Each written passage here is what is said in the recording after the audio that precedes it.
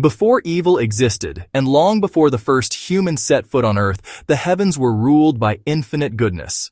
In heaven, everything was perfect. There was no pain or darkness, and everything responded to God's perfect will. But then God with his own hands shaped his most beautiful creation, a being of unmatched beauty, a glorious cherub charged with guarding the throne of God and leading all the armies of light. God gave him unparalleled strength and wisdom that no other angel possessed and called him Lucifer, the bearer of light. Lucifer was the seal of perfection, the most beautiful, the wisest, the being closest to God, and the most like him. His voice was music, and his form was like pure fire. Clothed in precious stones, he walked among the burning coals of God's throne. He was God's masterpiece, the most glorious of all created beings, and all the angels gazed upon him in wonder. But within the most perfect heart, the first shadow was born: pride. Lucifer stopped looking at his creator and began looking at himself. His own beauty blinded him. His power corrupted him. And in the silence of his heart, a terrible thought grew: the desire for God's throne. I will ascend to the heavens. I will raise my throne above the stars of God, and I will make myself like the Most High. And so the first sin was neither murder nor a lie. It was pride.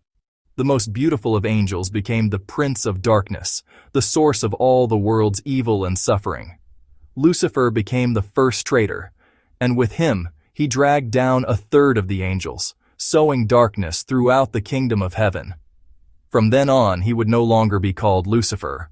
His new name would be Satan. This is the story of how the most glorious angel who ever existed, God's most beautiful creation, became corrupted until he turned into his eternal enemy. Because Lucifer's greatest battle was against himself, against the fire of envy and pride that consumed him from within until it broke him. Before God created Lucifer, heaven was a perfect symphony. The angels arranged in choirs and ranks moved in flawless harmony. High above, like living flames, the seraphim sang and worshipped God without ceasing. Their voices were like the thunder of 1,000 waterfalls, and their praise echoed throughout all creation. Below them, the cherubim guarded divine secrets, surrounded by light and mystery, guardians of God's glory. But something was about to change forever. Within this perfect order, God desired to do something extraordinary. As the morning star, he sculpted with his own hands his most beautiful work. With the power of his word and the fire of his spirit, the Creator not only shaped a guardian cherub, he took pleasure in him. He delighted in his beauty and rejoiced in his perfection. Scripture describes it this way: "You were the seal of perfection, full of wisdom and perfect in beauty. You were in Eden, the garden of God. Every precious stone adorned you." God adorned him with splendor.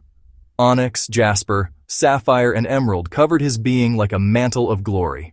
His voice resonated like celestial music, and his light was so intense that no other angel could compare to him. Lucifer didn't merely reflect God's light. He himself blazed like a sun in the heavens. He was God's creation closest to perfection, designed to be an eternal guide, protector, and worshiper. The Lord raised him up as commander of the armies of light, first among his creatures, and named him Lucifer, the morning star, the bearer of light. Lucifer was placed on God's holy mountain, walking among the stones of fire in the very presence of the Most High. He was the priest of the celestial sanctuary, guardian of God's glory. Under his command were entire legions of angels who looked upon him with admiration and obedience. He was the strongest in power, the most brilliant in intelligence, the highest in glory. The seraphim and cherubim hung on his every word, and even Michael, the great warrior, admired his wisdom. Lucifer organized the heavenly choirs, directing praises toward the Creator with fervor and passion. But he also spent much of his time in the most sacred place in all the universe, beside God's throne. There, amid the stones of fire, he gazed upon the eternal radiance of the Almighty. It was an incomparable honor, a holy mission. But in that very holy place, something strange began to grow within him. A silent seed started taking root deep in his heart. At first, it was barely a thought, a shadow that seemed to fade amid so much light. But that spark returned and returned again until it became a hidden fire. Lucifer began to look at himself. No longer did he see only God's glory, but the greatness of his own beauty, and he marveled at the brilliance of his own light. Every time the legions of angels admired him, he felt power coursing through his being. And in the silence of guarding the throne, he began to wonder, why not me? Why can't I occupy that throne everyone worships? Why surrender when the splendor of perfection dwells within me? At first, it was a barely perceptible spark, a fleeting thought. Lucifer asked himself, what if my light could shine higher? What if my glory didn't always need to serve another? They were small questions, almost invisible, but they grew like poisonous seeds. In the silence of his thoughts, he began to imagine himself on high, seated on the throne, being praised. And each time he fulfilled his duties, that voice inside him grew stronger. But the angels began to sense his change. Lucifer was becoming increasingly distant, enigmatic. His light, once warm, now burned with coldness. Lucifer, brother, what burden weighs upon your heart? Your light grows restless. Lucifer looked at him and replied, perhaps there are things that even we cannot understand, dear Gabriel. The answer clarified nothing, yet confirmed everything. A chill ran through Gabriel. Day after day, Lucifer began to neglect his duties. Once he had led the songs of heaven, his voice the most beautiful of all. But over time, his voice began to fade. Lucifer showed up only half-heartedly, lifting his gaze with pride and irritation, and the other angels could tell something was wrong. And then Lucifer began to speak quietly with certain angels, posing to them the same question that consumed him. Is not your light magnificent? Why must you serve another and not yourself? God had given everyone free will, the most precious and dangerous gift of all. Some, dazzled by his greatness, started listening closely to his words and began following him without saying it aloud, as if his light was guiding them toward a new path. Lucifer, does singing no longer bring you joy?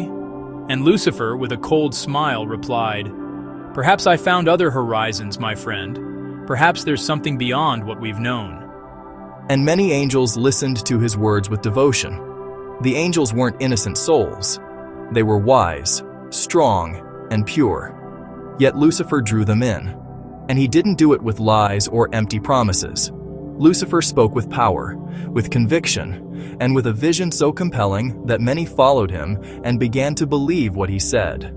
Lucifer didn't present himself as an enemy, but as a brilliant leader, as someone worthy of being followed. And we must not forget Lucifer was God's greatest creation. His beauty, his voice, his intelligence, everything came from God. But instead of using those gifts to serve, he began to think he deserved to be worshipped. That's when the great rift in heaven began. One day God called Lucifer to speak privately and said to him with love and patience, Lucifer, my son, the seal of perfection, I sense your thoughts are drifting away from me. Ideas are beginning to grow in your heart that separate you from the eternal. But Lucifer looked at the Creator and replied, Father, didn't you create me to understand and explore? There's nothing I desire more than to comprehend the depth of your work. Is that wrong? The Lord's sadness ran deep, but he held back. His heart, vast and patient, understood the fragility of the freedom he himself had given. He knew that seeds of pride could sprout even in the purest soil. So God answered him gently, Lucifer, your desire to understand is noble, but your thoughts are beginning to revolve around yourself. You've let yourself be seduced by the light I placed in you, and you forget that this light is a reflection of my love, not your own source. Lucifer lowered his gaze, but inside a fire of misunderstanding and pride began to burn. My Lord, I've wanted nothing that isn't yours. My light is the gift you gave me. How could I turn away from you when I was made by your own will? God looked at him with eyes of infinite tenderness. He knew that deep down, Lucifer was beginning to see the beauty of his own glory as an end in itself. He hadn't sinned yet, but his love was growing cold. God, filled with mercy, reached out his hand to him and said, "My son, remember where all light comes from. Don't let your heart be wrapped in shadows. If you turn to me, your splendor will grow in truth, and together, we will be even greater than any solitary thought." But Lucifer, instead of feeling peace, felt a sting in his pride. It was a discomfort he could barely understand. But there it was. Didn't God trust his ability to remain faithful? Why so many warnings? He withdrew with a bow, but inside him an invisible distance was growing. As the days passed, his desire to understand and explore continued to consume his attention. He no longer paused to contemplate God with the same devotion. The angels continued worshiping him, and his voice still led the choirs, but his heart was divided. Once again, God called Lucifer and said with sorrow, "Lucifer, I have seen the path you are taking, and it pains me. Your light, which was once so bright, is turning into shadow. Your goodness is fading. There is still time, my son. If you choose to return to me, the love in your heart will bloom again." But this time, Lucifer refused to listen. His heart had sought only his own satisfaction to feel great and powerful. In his mind, he began searching for reasons to justify his evil thoughts. And God, in his infinite patience, let him go. But first, he gave him his final warning. "I will not turn away from you, but you are free to choose your own path." God's sorrow was immense, knowing he would lose his most beautiful creation. But Lucifer's choice had to be respected, even if it meant his downfall. Soon, something momentous would unfold in heaven. A revelation that would test all celestial beings, especially Lucifer. And God, in his infinite wisdom, delayed that moment and warned him, "My son, a great revelation approaches, and when it comes, the winds will be fierce. The tensions in your heart will rage like a storm tearing through the heavens. You must prepare yourself.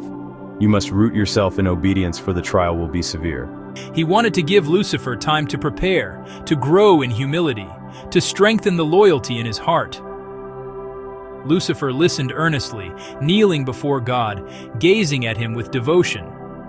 And his voice, soft yet firm, rose from the depths of his being.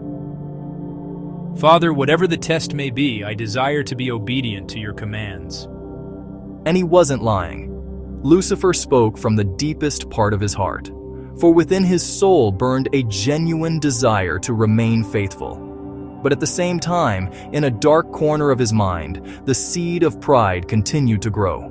He wanted to be the most important, even greater than God. And each day that desire took deeper hold of his mind. Even so, the Lord gave him another chance and once again delayed the great revelation in heaven, giving him more time to change, to draw near, to seek humility in his heart. But the moment came when the waiting had to end. He also had to consider the rest of the celestial beings, not just Lucifer. That day, God called them all together, both the great and small angels, for a grand assembly that filled all of heaven with light. A reverent silence fell. It seemed as though all of heaven held its breath. Then the light of God's presence shone brighter than ever before, and his voice like gentle thunder was heard everywhere. "I will create a material universe, a place where life will flourish, a place that will reflect my love and my glory in a new way." And then before all the angels, God revealed his plan. Stars, galaxies, planets spinning in perfect harmony. And among those worlds, there was one very special one, Earth. There, life would bloom with breathtaking beauty. The angels watched in awe, their mouths agape. They felt immense joy seeing God's plans. It was something so new and fantastic that they could never have dreamed it. But God wasn't finished. What he said next was even more astonishing. "I will not only create this universe there in that world, I will create beings in my own image and likeness. They will be called humans. They will be made of flesh and spirit, a blend of heaven and earth. And even more, in that very place I myself will become flesh. The second person of the Trinity, my Son, will take human form. His name will be Jesus Christ. And through that humanity, you will worship me." A silence so profound fell over heaven that you could feel it. God, the creator of everything, was asking the angels to worship him in a new way in the form of a man, his son, Jesus Christ. He was asking them to kneel not only before his power as God, but also before a human face. fragile and humble.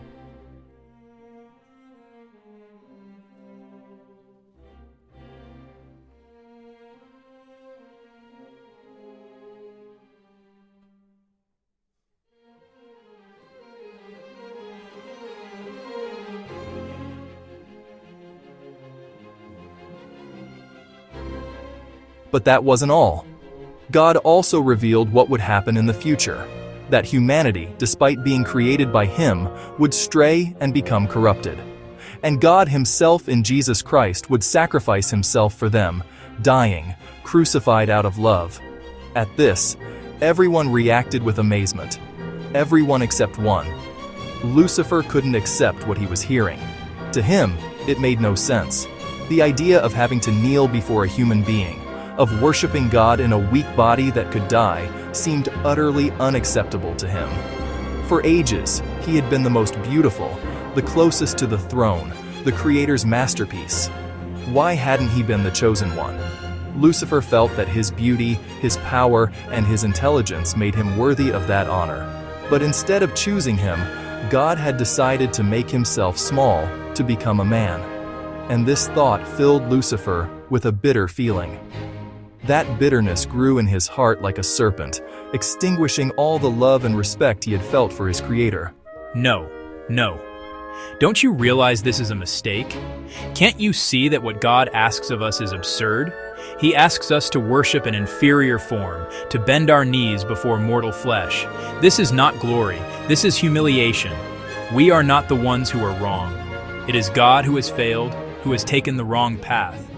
Why should we bow before something inferior to us?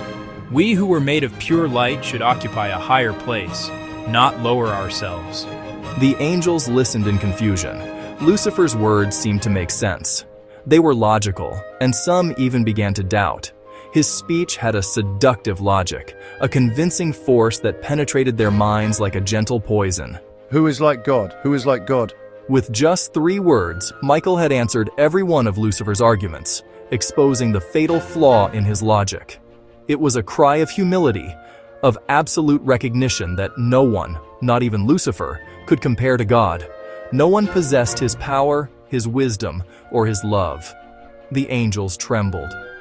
Michael's words, so simple and direct, awakened something within them, reminding them who they were, where they came from, and to whom they owed their existence.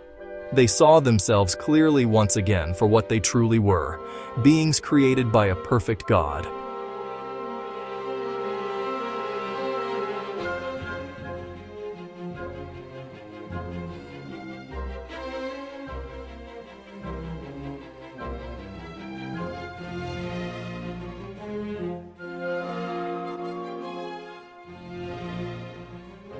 You are consumed by pride. Your light, Lucifer, has turned to darkness. You're trying to extinguish God's light. Can't you see that you're placing yourself above Him? Lucifer felt a piercing pain deep within. Michael's words revealed a truth he didn't want to face. He realized that his pride and his desire to be supreme were being laid bare. Everyone saw him now. Stripped of all his excuses, humiliated, he looked at Michael with contempt, trying to stand firm. But something in what he had heard was burning him from within. You understand nothing. Are you so blind that you can't see what's being asked of us is humiliation? I, who was first in His glory, cannot kneel before something so inferior? You don't understand love, Lucifer. This isn't about humiliation, but about love. God becomes flesh for us, and you reject it because you can't bear to be lesser. You've forgotten your place. You've forgotten that everything you are is a reflection of His glory. It's not God who lowers Himself. It's your pride that elevates you beyond your own being. Lucifer felt he could no longer bear to hear more, and without a word, he turned around and withdrew. Proud on the outside, but inside his heart burned with a rage he couldn't control. Alone, Lucifer wept, not tears of sadness, but of pure rage. How dare Michael? How dare he challenge him, the brightest of all? Don't you see that God asks the impossible of us? He asks us to renounce what we are, to kneel before an inferior form. Why should we humble ourselves, we who were made of light, for something made of clay? Lucifer is right. God cannot ask us to do something that defies logic. What if God isn't truly God? What if he's just a very powerful angel? What if he's just a kind of Lucifer, only bigger? He spoke of dignity, of the greatness of their existence and their right to preserve it. He spoke of freedom, of being unbound, of choosing their own path. He told them they could become more than what they had been until now. And he promised them a different heaven where no one would have to kneel before another, where each would be valued for their own light and talents. God has given us free will, so why not use it? Why not be who we truly are? With each gathering, more angels followed him. His army grew, and these weren't ordinary angels. They were the most beautiful, the wisest, and the most powerful. They were those to whom God had given the greatest beauty and ability.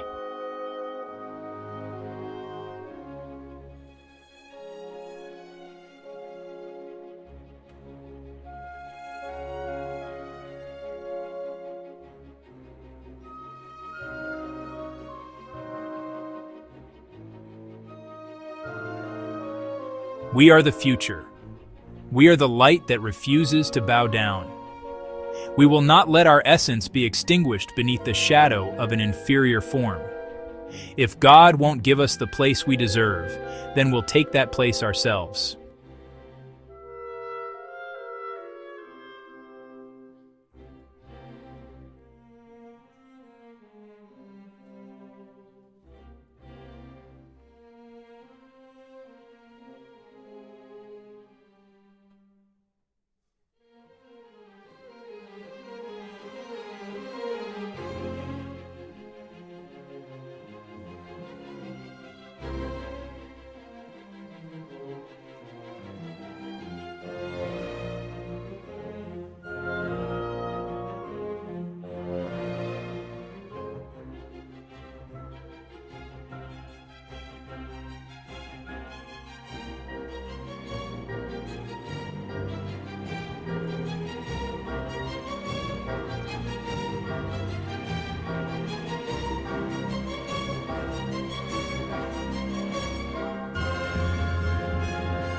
And then the battle erupted with a fury that shook the very foundations of heaven. The war between good and evil, between light and darkness.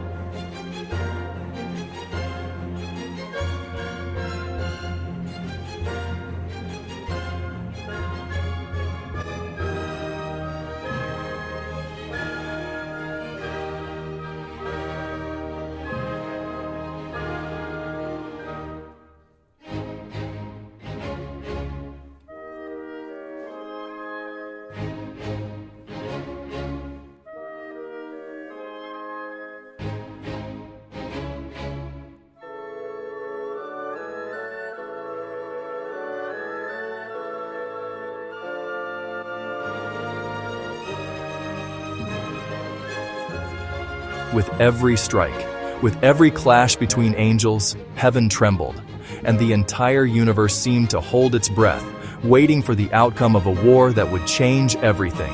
It's your pride, Lucifer, that has blinded you, and it's not my light that will stop you, Lucifer. It's the will of God, the light of truth, justice, and order that you cannot corrupt. This war is over. Suddenly, a radiance so brilliant it seemed to pierce through all of heaven burst forth on the horizon, an intense light that eclipsed all others, leaving every angel stunned. The darkness began to shatter, and Lucifer fell to his knees. His body was broken by the power of divine light. His angels, seeing his fall, surrendered, unable to continue the fight without their leader. The battle was over. By the power of God, fall, Lucifer. Then Lucifer was cast into the abyss, and with him all the angels who had fought by his side fell too. That day, a third of all heaven's angels were thrown into darkness, falling like banished meteors into exile. Suddenly, heaven fell silent, a profound silence heavy with the sorrow of an irreparable loss. The war left a wound, a scar that only love and time could heal. The angels who had remained faithful were weary and sorrowful, but they knew that truth, faith, and hope had prevailed. With this victory, heaven understood a truth that never changes. Good always conquers evil, because good comes from God, and God is light, a light no darkness can extinguish. In the abyss, Lucifer took on a new name. He ceased to be an angel of light and became Satan, the enemy of God. At first, he felt a sadness so profound, it was as if a burning iron seared him from within. No physical pain could compare to what it meant to be completely separated from God and His love. But instead of repenting, he felt hatred, and that hatred became a new purpose. If he couldn't reach God's glory, then he would destroy it. In this abyss of despair, his gaze turned toward creation, toward the material world that God had promised to make. In his twisted mind, a thought took shape. If he couldn't have heaven, he would corrupt God's most precious work, humanity. And there his darkest desire was born to harm mankind. In his warped thinking, he believed that if humans fell into darkness, it would be like dragging a piece of heaven down with him into the abyss. He envied and resented them because God had created them to occupy a very special place, a place he had lost. For this reason, he would do everything possible to turn them away from God.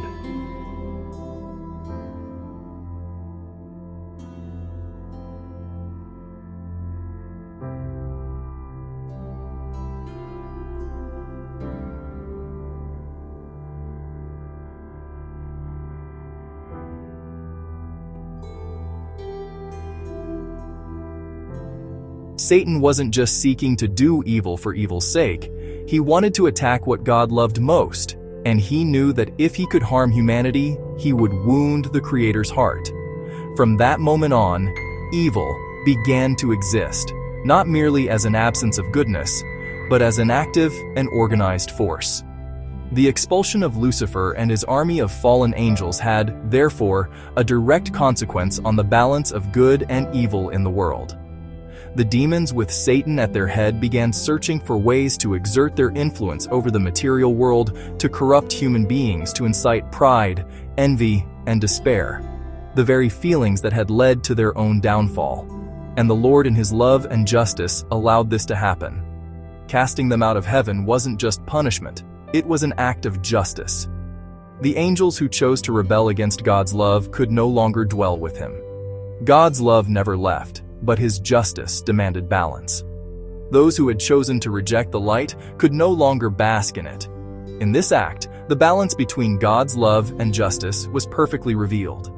Justice required separation, while love still granted the fallen the freedom to exist, though in a darkness of their own choosing.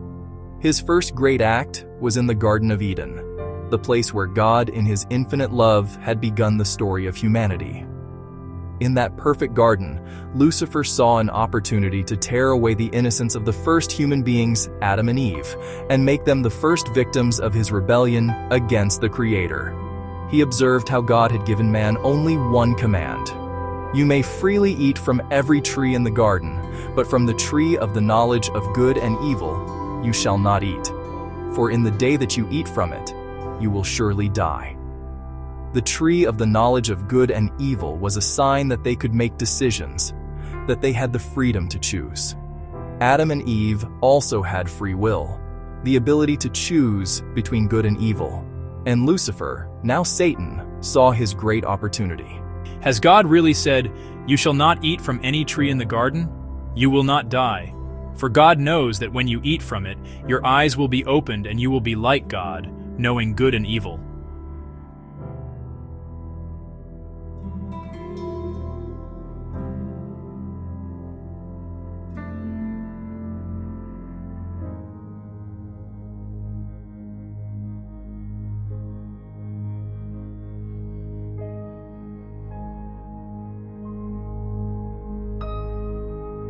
With a single temptation, Satan achieved what he had planned from the abyss to separate creation from its creator, to bring the heavenly conflict into the human heart. And he did it with the same desire that consumed him to be like God.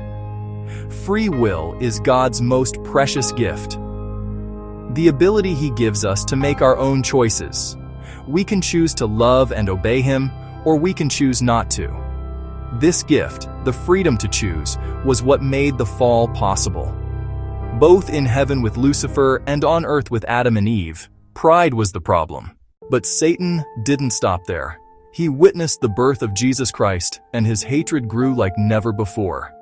He remembered that he hadn't been the one chosen by God, but rather this human child, fragile and imperfect. He watched and waited until Jesus was at his weakest moment to corrupt him. One day, he saw Jesus being baptized, and the Spirit led him into the wilderness, where he spent 40 days and 40 nights without food or water fasting to draw closer to God. When Jesus had reached the very edge of his strength, Satan suddenly appeared before him. Jesus looked at him with an exhausted body but an unshakable spirit. If you are the Son of God, command these stones to become bread. It is written, man shall not live by bread alone, but by every word that comes from the mouth of God. If you are the Son of God, throw yourself down. For it is written, he will command his angels concerning you, and they will lift you up in their hands so that you will not strike your foot against a stone.